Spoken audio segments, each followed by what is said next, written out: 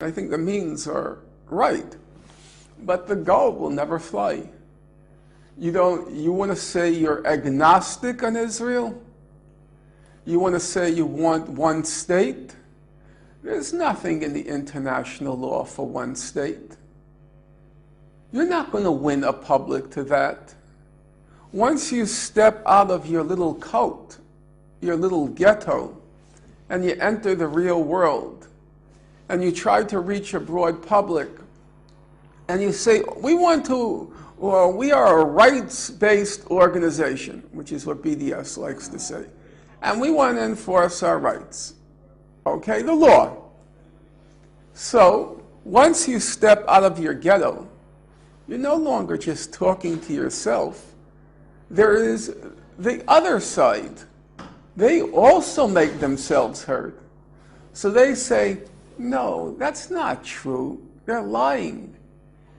They say they want to enforce the law, but they really want to destroy Israel. They want to eliminate Israel. So now the public hears both sides. And they come back to the solidarity movement, and they say, is that true? You want to destroy Israel? And then the solidarity movement says, oh, we don't have a position on Israel. We don't take a position. Oh, really? You don't take a position on Israel? Well, then we're not going to take a position on BDS. The law is clear. You want to use the International Court of Justice on your side? Okay, the International Court of Justice, it said, the West Bank, Gaza, East Jerusalem, they are occupied Palestinian territories. That's correct. But the ICJ also said that pre-June 67 border is Israel's legal border. That's their country. That's the law. You want to promote one state? Fine, that's your right. But then don't pretend you're trying to enforce the law. That's not true. You want to selectively enforce the law. There is nothing anywhere in the international consensus for resolving the conflict that says anything about the minority inside Israel, the Palestinian Arab minority. It's not there. You want to drag in that minority and start talking about them? Well, in my opinion, you'll get nowhere, because the whole world is filled with countries that persecute their minorities. Would you like to be an untouchable in India? Do you know what it's like to be a Dalit in India? Do you want to go through every country in the Middle East and how they treat their minorities? And then it's just open season by the other side to show what hypocrites you are. Why are you focusing on that minority and not 10 million other minorities in the world? People want to just drag in the kitchen sink because it's not really about them. I mean, we have to be honest. And I loathe the disingenuousness. They don't want Israel. They think they're being very clever. They call it their three-tier. We want the end of the occupation, we want the right of return, and we want equal rights for Arabs in Israel. And they think they're very clever because they know the result of implementing all three is what? What's the result? You know and I know. What's the result? I think we don't. There's no Israel. I think there's No. But I think the result is like there's no Israel the way Israel is now. There is no Israel, full stop. And the law is, Israel is a state, it has its defined borders, and if you want to eliminate Israel, that's your right. But I don't think you're going to reach anybody. I think it's a non-starter. If you say you want to enforce the law, and in fact impose it on Israel, because they're not going to be accepted, then the law is clear. And you have to say, and you'll never hear the solidarity movement say, 2 states. And if you don't want the framework, then stop talking about the law. And stop trying to be so clever, because you're only clever in your cult. The moment you step out, you have to deal with Israeli propaganda. And here they have a case. They say, no, they're not really talking about rights. They're talking about they want to destroy Israel. And in fact, I think they're right. I think that's true. I'm not going to lie. Do we want to build a movement or do we want to create a cult? Now, Frank, you have to be honest. Honesty is important in politics. If you tell a public, Israel's population is 7.5 million. Of those 7.5 million, 5.5 million are Jewish. And the other 2 million are Palestinian, Arab, and neither of the above. And you say, as a lot of the solidarity movement says, all 6 million Palestinian refugees have to go back. Okay?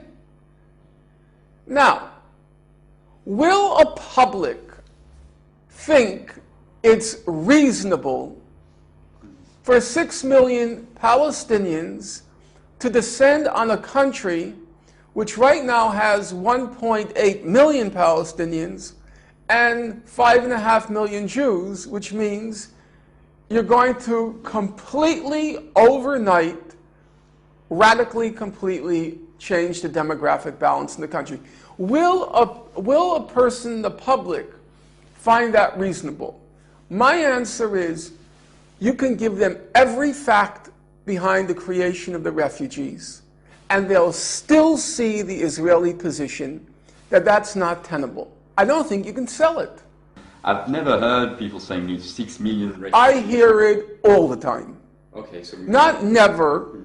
I'm saying No, reverse. yeah. I hear it all the time. I just spoke last night in Glasgow, and that was the first statement. What about the 6 million Palestinian refugees who want to return?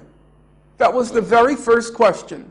I hear it all the time. I hear sometimes people say, until every one of the 7 million go back, we won't accept the settlement. I do think that the cult is not a little, it's actually getting bigger. Maybe it's not, and the BDS movement has actually, with its flaws maybe, succeeded in grasping people's attention and students. Frank, And it's we have to free ourselves of illusions.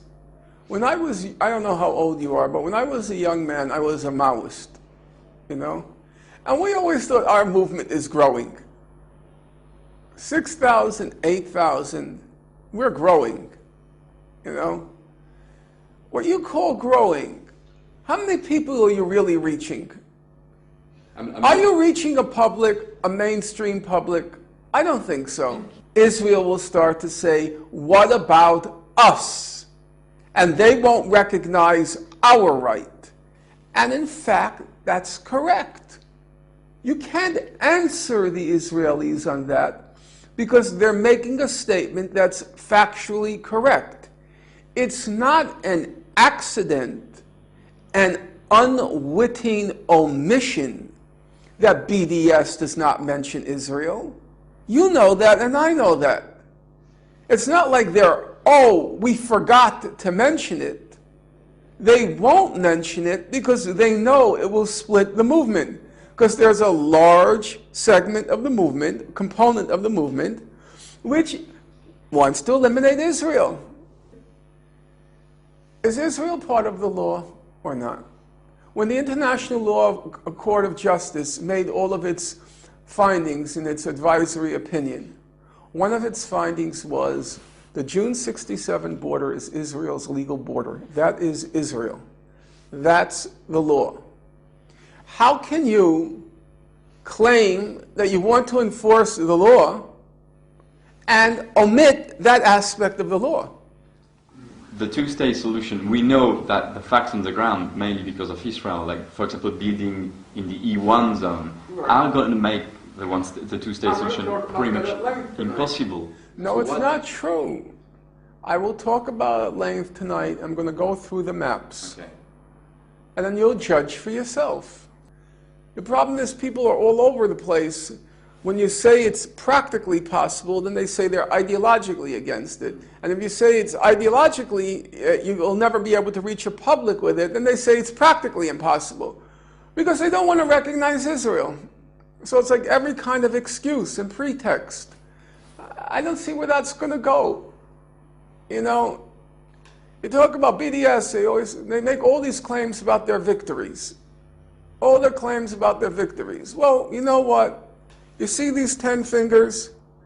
These more than suffice to count all their victories. There are superfluous fingers here to count all their victories. It's a cult where the guru says we have all these victories and everyone nods their head and nobody sits down to do the arithmetic on their own. It's just sheer nonsense. It's sheer nonsense. It's a cult. And I personally, I'm tired of it. I went through my cult stage. I was a Maoist. Have you ever seen a statement by BDS that doesn't have the first subordinate clause? BDS, the largest civil society organized protest, endorsed by 26,555,000,000,000,000,000, organizations.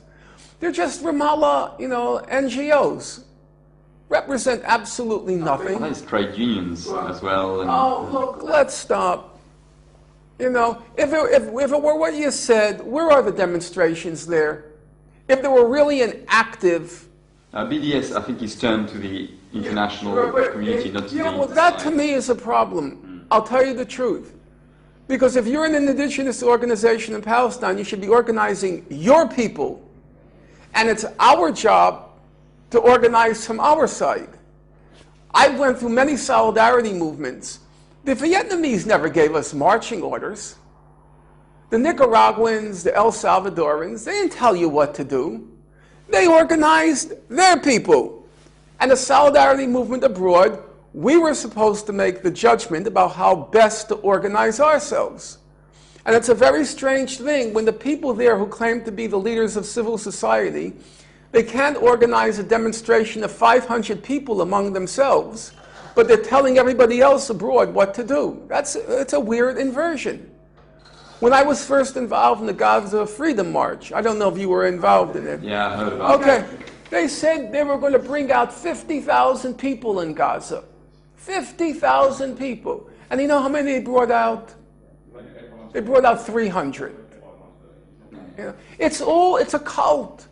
You make up numbers, you fantasize, and all the followers are supposed to nod their head. Well, you know what? I'm 58 years old. I've been involved in this 30 years. I gave, and I'm going to say, I gave, for a Westerner, not for a Palestinian, I gave my life to the cause, and I'm not going to be anybody's fool. I'm not wasting time anymore. I'm tired of it. I really am. I've lost patience with it. I'm tired of gurus and I'm tired of cults. Because if we end the occupation and we bring back 6 million Palestinians and we have equal rights for Arabs and Jews, there's no Israel. That's what it's really about. And you think you're fooling anybody? You think you're so clever that people can't figure that out for themselves? No, they understand the arithmetic perfectly well. Are you going to reach a broad public which is going to hear the Israeli side, they want to destroy us? No, you're not. And frankly, you know what? You shouldn't. You shouldn't reach a broad public because you're dishonest. And I wouldn't trust those people if I had to live in the state. I wouldn't. It's dishonesty. And I don't want that kind of leadership. Then at least be honest what you want. We want to abolish Israel, and this is our strategy for doing it. Okay, be straightforward about it. But this kind of duplicity and disingenuousness, oh, we're agnostic about Israel. No, you're not agnostic. You don't want it. Then just say it.